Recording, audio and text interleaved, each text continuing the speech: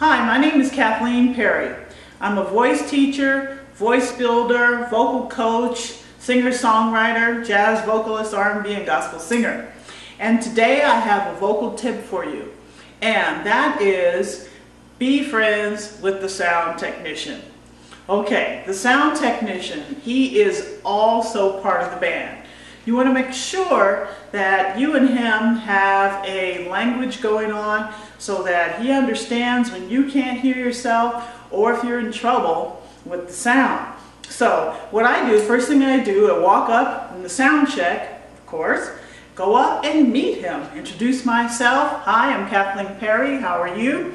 And of course he introduces himself and we go over things. And so I tell him, you know, I have a soprano voice and I want to make sure that my highs, the highs of my voice, the high tones that you can use, there's knobs on there's levels that you can use for your high, medium, and low sounds of your voice via the amplification of sound. And so I asked him to turn my highs down a little bit for me.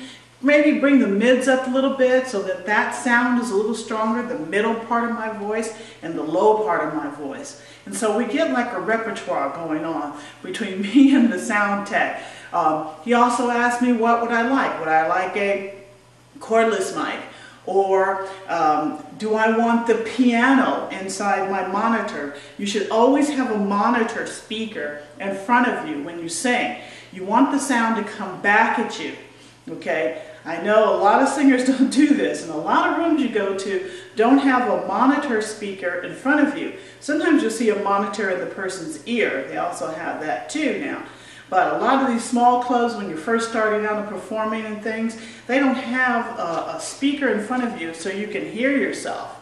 Okay, and so the sound technician would actually ask you if there were monitor speakers there, what would you like to hear in your monitor? The piano or the guitar more, or just your vocals inside the monitor?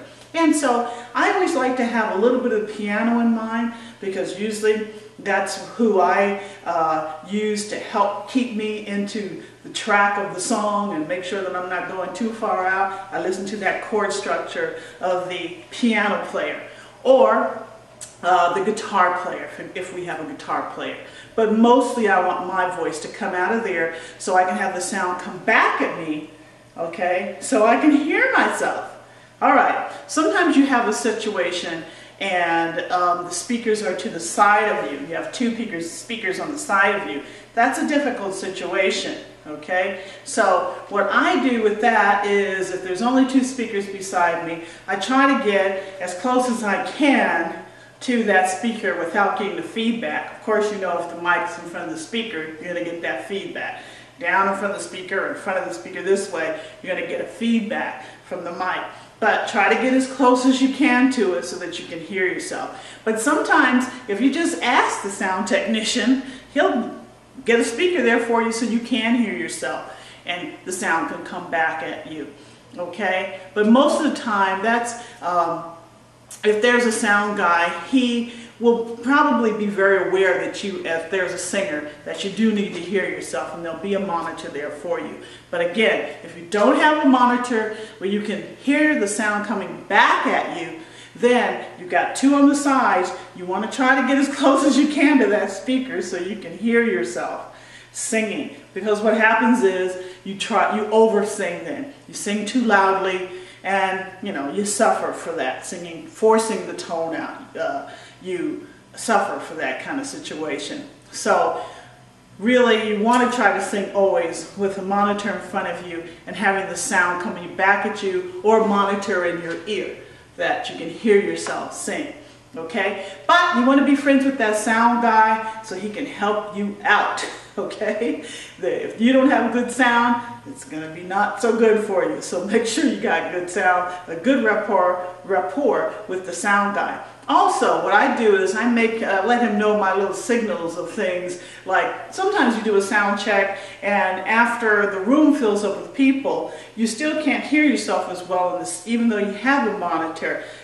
You need to turn the sound up. So I've said to the sound guy, hey, when I do like this, I'm not hearing myself so good. So when you see me do that, could you please turn up the sound in my in my monitor so I can hear myself better, or doing this means bring the sound down. If I go put my hand like this, motion to you like this, and bring the sound down and point to the monitor, then that means please bring the sound down in the monitor. It's too loud. Or he put the piano in and the piano's too loud. So I make this little hand signal, you know, can't hear myself, or bring it down, point, bring it down, okay? Or cut it.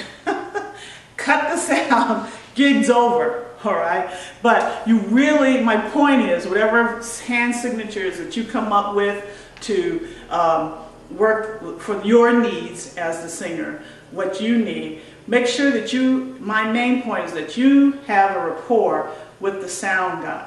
Don't ignore him. He's your best friend, because if he can make you sound bad or sound good, so make sure you have a good rapport with the sound technician.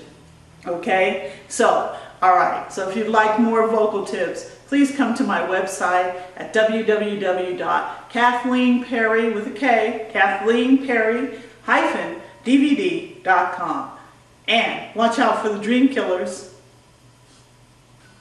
Oh yeah, one more thing before we go about sound and sound technicians. It also helps if you learn a little bit about engineering and sound equipment.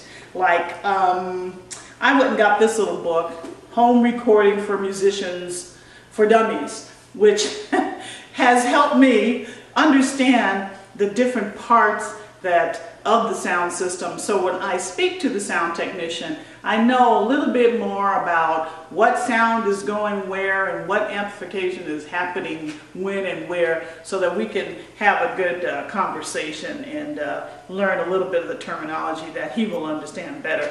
So this is a good little book. Learn some of those engineering terms so you can have a good relationship with him. Okay, all right, bye-bye for now.